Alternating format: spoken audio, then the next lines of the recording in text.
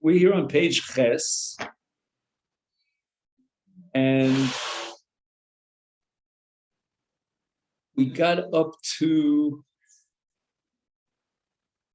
what letter do you have? Because I didn't note it in the original. I have it only in the photocopy. Aleph on the left column, correct? Okay.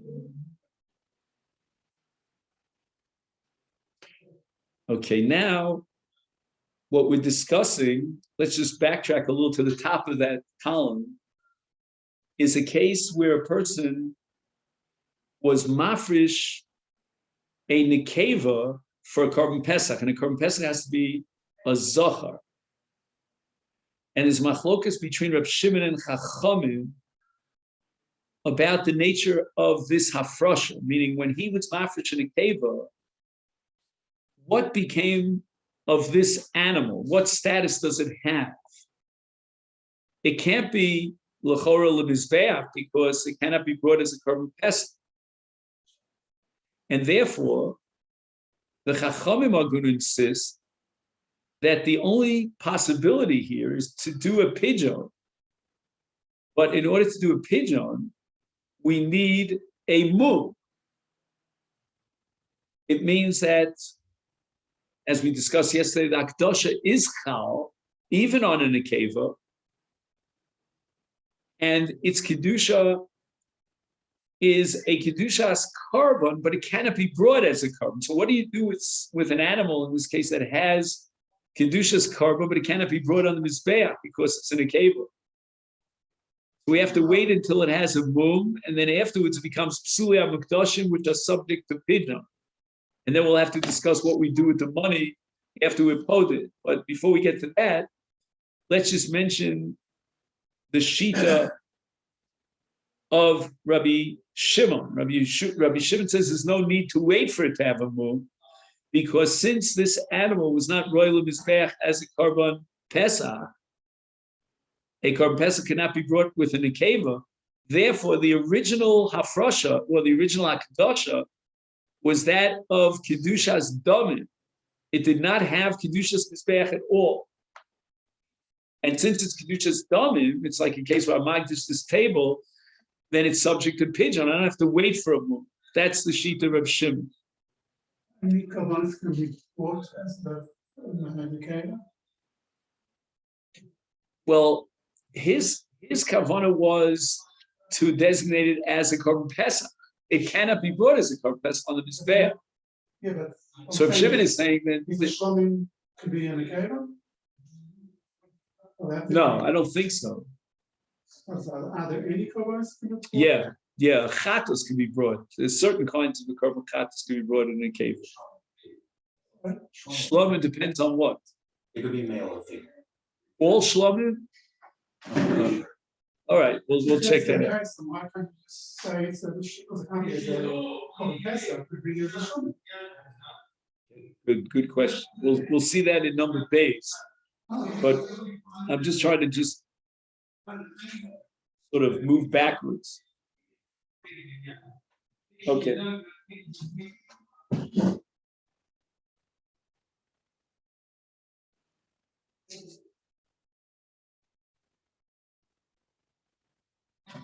Now, what do we do with the damim after pidyon? All shlamim? Not all. I mean, what does he have there? I always meant to ask you to make a photocopy. That's yeah. Toda.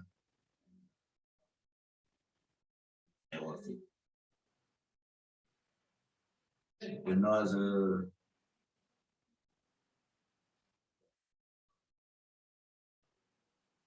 The Shalmei Nazir have to be Zachar. Yeah. And the Oh, the Kivus Atzeres. But let's say Shalmei Nedava could be in a cave as well. You have to know what the status of an cave is with regard to a korban pesach. So now the Gemara is going to address the following question: what happens with the damim after the pigeon. And there are two possibilities. One possibility is that those damim have to be earmarked for a carbon pesach. And the case that we deal with is he hasn't brought his own carbon pesach. So he has what we called yesterday a chovas gavri, as a personal obligation to bring a carbon pesach. And therefore, when he's mafresh a nekeva for pesach, that nekeva somehow has to translate into a carbon pesach by selling its after it has a mum, or maybe before it has a mum, and the monies that accrue to you as a result of this pidyon have to be earmarked for a carbon pesach. Well, what happens if he was makriv a carbon pesach and he fulfilled his personal obligation, and then he did the pidyon? Let's say, for example, the mum, according to the chachamim that require nafal b'mum, that took place after already he was makriv his carbon pesach.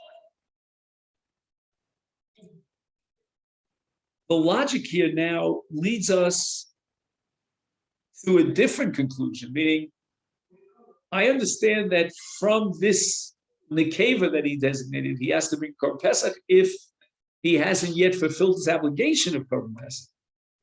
But if he already fulfilled his obligation, then when he's poded the animal, it's less clear, it's less definite that the monies have to be earmarked for a Korban Pesach. He already fulfilled his Korban Pesach. So here we have Aleph and Beis. The first paragraph says, Yesh min harishon sov sheneflu gumar bazem domel nidvas ola satzibur o domel shlom. Ach l'divrei hakol eni atzma kreva shlom. Since he designated as a Korban Pesach, which cannot be brought in the case of a nekeva, it doesn't automatically become shlom, according to this school of thought. In other words, the nekeva herself that he designated as a Korban Pesach cannot be brought on the Mizbeach as shlomim. Now, with Lomi Boy, it goes without saying you can't bring it as a Korban Pesach because Pesach has to come from a Zoch. But let him bring it as a Korban Shlomim. And according to this school of thought, here in Aleph, no. We cannot bring it on the Mizbeach as a Shlomim because he designated it as a Korban Pesach. The Gemara is going to vacillate on the following question: what do you do with the damim? The damim can be used to buy Korban Shlomim because now, from the get-go, initially, the monies were used to designate a Korban Shlomim. And the fact that it's, from the moment that you designated the Korban Shlomim, it is royal and mizbeach. So that even though the nekeva can't be brought, she herself can't be brought as a Pesach, and now we're saying she can't even be brought as a Korban Shlomim, but nevertheless, the inherent, there's always like a Hakadosha, sort of like below the surface, a latent Hakadosha, a kind of fallback position. And the fallback position here, in the case of Korban Pesach, is going to be what? Is going to be Shlomim. Again, this animal herself can't be brought as a Shlomim because she was designated as a Korban Pesach. But when we translate when we transform that animal, that zevach, through pidyon into another carbon, it could be designated as a Korban Shlomim, which makes sense because had it not been for the fact that it was in a nekeva, if it couldn't be brought on the mizbeach, the fallback position would have been that it's Korban Shlomim. The other sheet in the Gemara says no. We have a general, all-inclusive damim halacha that when you're podeh a carbon, you bring an olas nedava. I'm not sure why you bring an olas tzibur. Why can't he bring it as an olas olas nedava on his own behalf.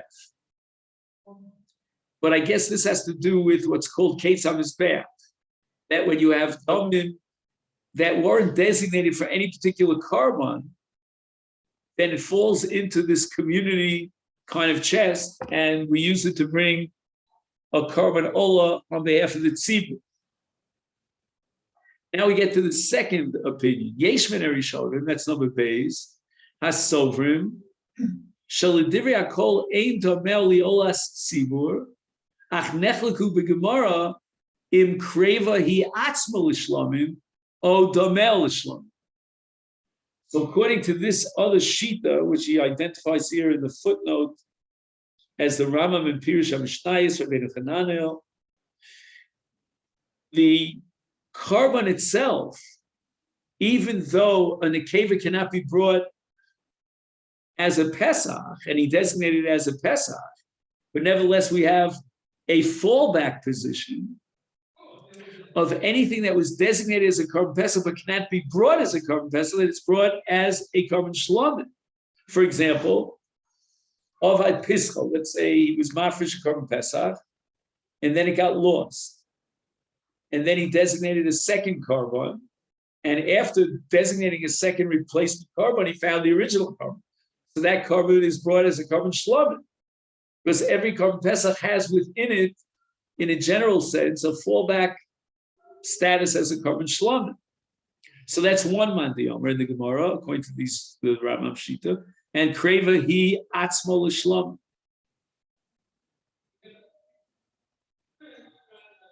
Which is not similar, really. It's not identical to the case of Avda, because the case of Avda, he had every right to designate, to be magdish this animal as a carbon Pesach. And within that Hakdasha, there's a fallback possibility that if in an event he can't bring it as a Pesach, he'll bring it as a Shlamim. Here, from the get-go, he couldn't have possibly designated it as a Pesach, but the Chiddush is that he can designate it as a carbon Shlamim, even though he designated it as a carbon Pesach. We, meaning the halacha, will determine that his Hakdasha is Hakdasha with Shlamim. The other one, the Yomer says, no. This animal itself, since it was designated as a carbon Pesach and it's in a keva, so obviously it's excluded from the Mizbeach, and you can't impose on this animal a hakdash of shlamim because the hakdash was that of a carbon Pesach. So the hakdash itself excludes this animal from the Mizbeach. But on the other hand, if we can translate this animal into a carbon zachar that could be used as a carbon Pesach, that's exactly what we'll do through the mechanism of pidyon. So domel l'shlam. Now again, domel l'shlam is interesting because I think he's assuming he already was yotzei as chiyuv Pesach. I don't know. I'm not sure.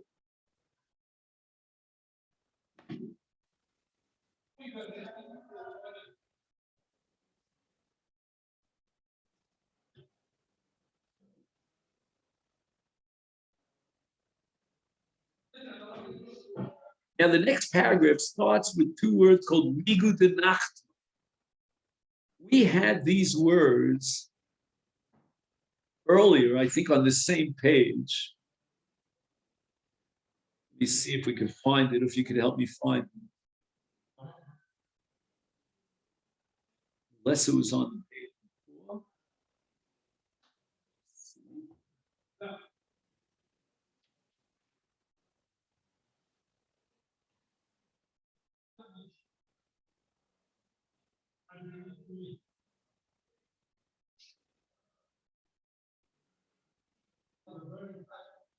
On the first column, Elosham. Elosham did the last one.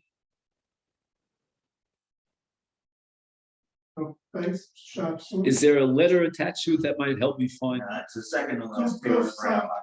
Oh, Nikeva Losham? Yeah, can we have Losham and then going down to the third last line on the Okay, great. So let's see if we can, refresh our memories here about Nikeva Losham. Right, in Osham, like a korban ola has to be brought from Zechar, and he was mafresh for his asham in a cave. Okay. Once again, we're going to have to ask the question whether he already brought his asham or he hasn't yet brought his asham. So Rabbi Shimon says that Yachol liftosa af below mu, meaning a nekeva that's not royal of his path, Akadosha itself becomes a kedushas dam, and therefore there's no need to wait until it falls a mum because it's not kadosh l'mizbeach from the get-go. Well, the Chachamim say that there is a kedushas haguf, but it's not royal akrav. We're in a very paradoxical situation. On the one hand, the animal has inherently kedushas haguf according to Chachamim. On the other hand, you can't bring it on the mizbeach; it's in the keva. And the kosav hashlishi hayachriya beineim is going to be mum and pidyon. Now, the question that we have to ask is, why did the Chacham disagree with Reb Shimon? Reb Shimon has a compelling logic. If this animal that he was magdish as an osham on his bath is not royal of his bath, then the best you can say is that the kedusha is a kedusha's dominant. The Chacham have to justify, no, there's a kedusha guf, and the nafkamina is whether you need mum. I mean, if it's kedusha's dominant, then there's no such thing as mum. I could just be poded according to its market value. But if it's kedushas haguf, then I need mum in order to allow pidyon.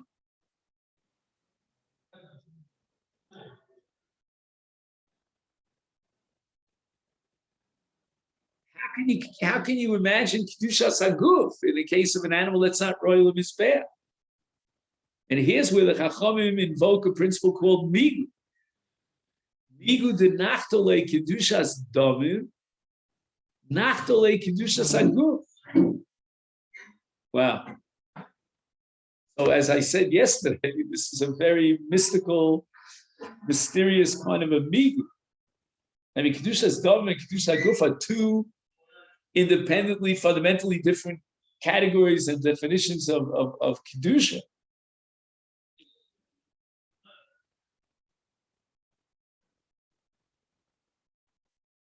All right, let's see what he quotes here. Migu de nachta.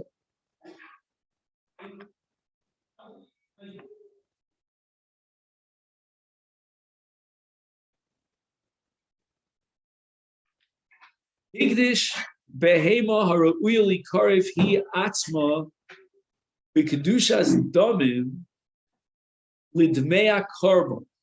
If I understand this correctly, we have here a case, a scenario of a very hybrid kind of hakdasha. He's magdish something that doesn't exist, so to speak. Meaning, he's creating for himself a new category of hakdasha. He's got an animal that can be brought on the mizbeach.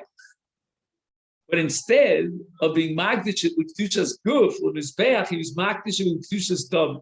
However, and again, you can be magdish an animal with kedushas dam, like you can be magdish a table for kedushas dam. That's not a chiddush. But the chiddush here is that he was magdish it with a kedushas damim lidmei korban. If I understand correctly, he wants the damim of this animal, meaning it's right. The sanctity was a kedushas damim, so now we translated the damim. That damim should be designated for a korban.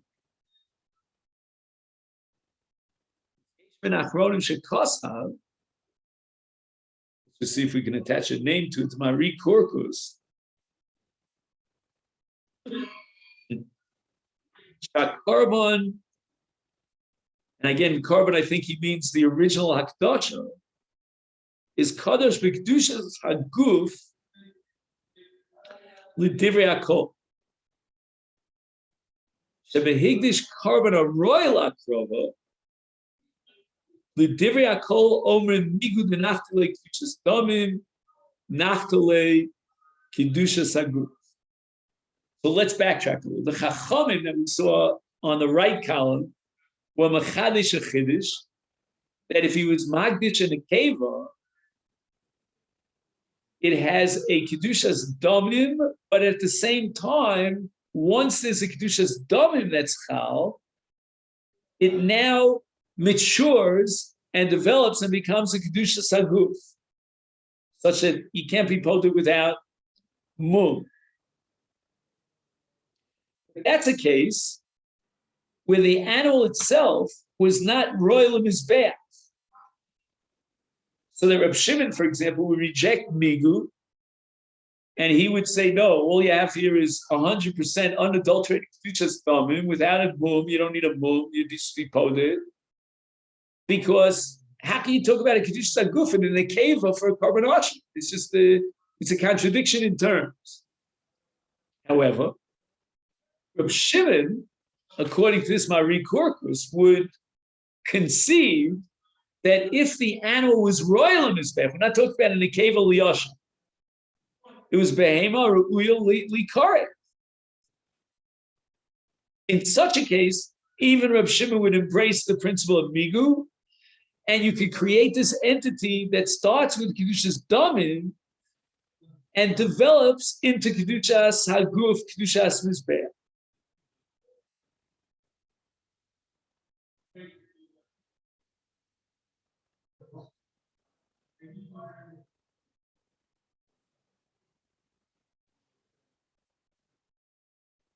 So again, we're not going to bring this animal on the mizbeach. We could, if he would have just said, Harei zu ola, Harei zu asham, whatever we would have said, Pesach, then we would have brought it on the mizbeach. He outsmarts us, and he says, I want to be magdishim with the kedushas damim. But then he says, I want the damim to be earmarked as a carbon. So that now he's creating a kedushas damim that develops into a kedushas haguf, such that now the pigeon money, the damim have to go for a carbon. Even Reb Shimon, who in the case of nekevas asham rejects the principle of migu, there's no element here of kedushas haguf whatsoever because the animal is in a keva. He would admit that there is a possibility of migu and generating a kedushas haguf, again, a secondary kedushas haguf, which we'll try to understand, in a case where the animal was royal in his back.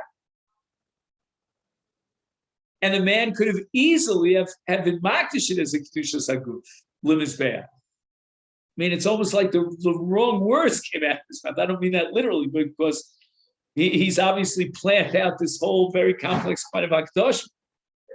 But since the animal per se lends itself to the kedushas karma, the kedushas haguf, therefore, even Reb Shimon, who rejects migu in the case of nekeva, would accept the migu here. And therefore, although the animal can't be brought on the mizbeach because he was only magdish as a kedushas damim, but it has an element, an upgraded element of kedushas mizbeach because it's royal mizbeach. And the magdish made a statement that this behemoth should be sanctified with the kedushas damim with mea karma, for the damim of a karma. In other words, the magdish himself, the owner of the animal, indicated that he wants to generate a kedushas damim that has within it a kedushas haguf, a kedushas karma. See, what we're lacking here is the precise terminology. What is this concept of a latent kedushas haguf, kedushas mizbeach. What is it? It eludes us, this migu concept that we can have a kedusha that's kedushas damim, but yet it has elements of kedushas haguf and karman, the mizbeach, such that we now take this animal, which is kadosh kedushas damim, and we translate its value into a karban. And we're going to require a mum, and after the mum, then we can be poded, and the damim codes for a karban. It's a concept that's just very, very new to us. Higdish b'kedushas haguf behema she'ein ra'uy likarev hi atzma harei adin shanim machlokas Rav Shimon Chachamim b'mafresh nekeva liyasham im om v'zeh migu denachto. Okay, finally we can say we understood a paragraph.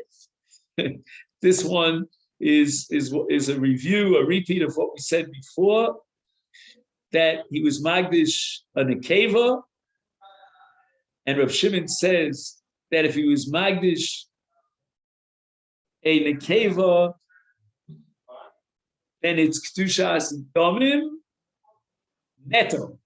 There's nothing else to talk about. Just go ahead and be Poder this Nekeva. On the other hand, the Chachamim hold Migu, which means that inherent in the Kedushas Domim, that he was Magdish this animal, is Kedushas Mizbeach. It's Kedushas Haguf.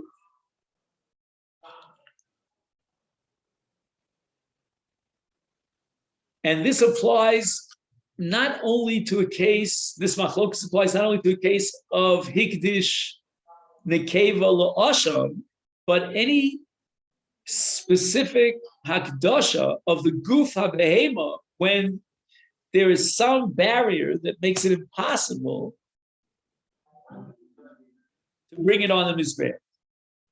This machlokas is always going to be Choser V'niyar. It'll always somehow surface whenever we have a situation where we use Magdish something that cannot be, as a karma, which cannot be brought on the Mizbeh.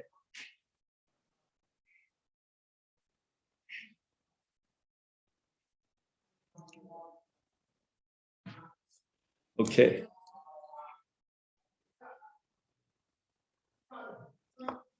You see, Rabbi said the reason why I'm having so much trouble with this is because I was brought up to believe that Kedusha's Dam and Kedusha Guf is what we call a Roy Zel Zekol Alayla. There's no Karv Zel Zekol Alayla. There's no overlap. These are fundamentally different types of Akdoshos. One is you being Magdish the value of something. It's a Dine Momentous.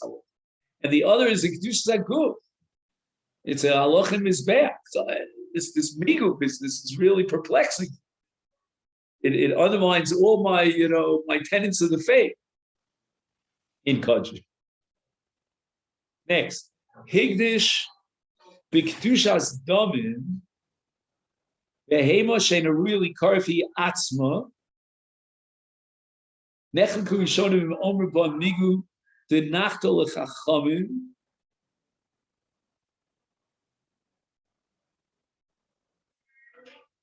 b'kedushas haguf or she'eina kedosha el kedushas damim. This I don't understand. The previous paragraph, he just finished saying in exactly the same case, that this is the machlokas from Shimon and Chacham except Migu. Now he's saying, no. We're not sure if Migu is a possibility.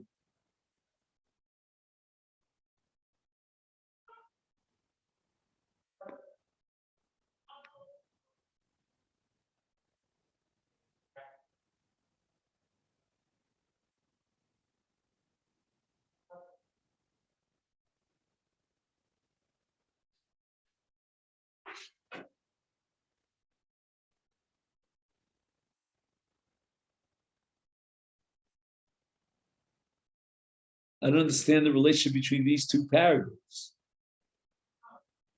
No, I just want to go over it one more time. So in the previous paragraph, he says that Chacham hold that there's a migu, like they hold in the case of Mafresh Nekeva Liyashim. Now he's saying that we're not sure if we applied migu.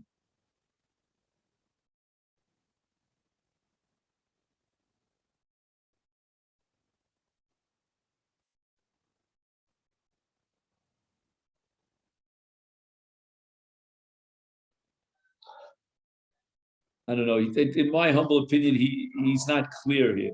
There's a certain ambiguity. He says something without blinking, as if it's definite, unquestionable, and then he tells you it's a machlokus rishonim. That's a bit of an odd presentation, unless I'm missing. Well, do you gentlemen empathize with my feelings here? Well, I mean, this one, there's two things working against. Because he said it's for dummy and it's that. In the first case, he was magdishit limizbech. In the second case, it was magdish as a kedushas domin. Right. So he's got two strikes against the second case.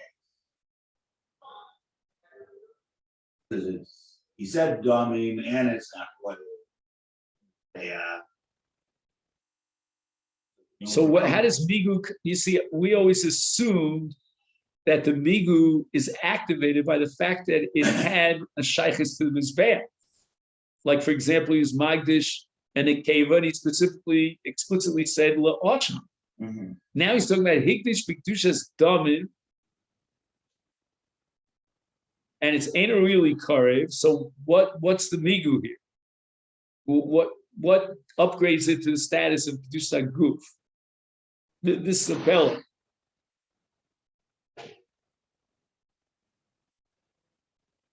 Arehi kedosha b'kedushas haguf. Why is that so? I mean, if you're talking about the intention of the magdish, he was magdish as kedushas damin. If you're talking about the behemoth itself, the behemoth ain't a really karev b'hiatz. So what's the meaning to say that this would be a kedushas haguf?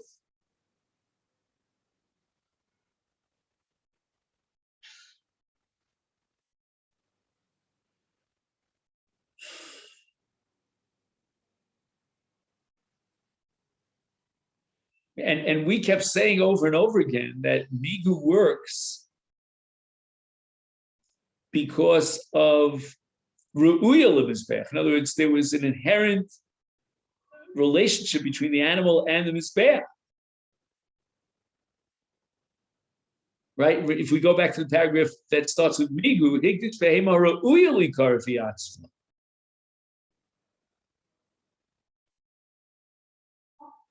And he writes at the end of that paragraph, higdish karban aroy lakrov l'divrei hakol omer migu. Because it's roy lakrov. Now he's talking about an animal that's not roy lakrov.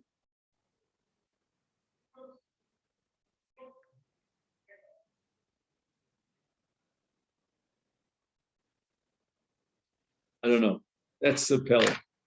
I'm going to write myself a note that this is Arth Beer.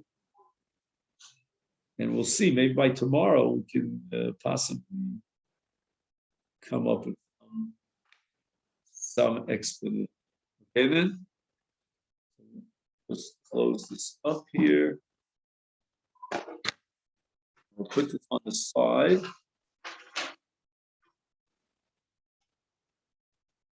And you know what? I'm going to take a break.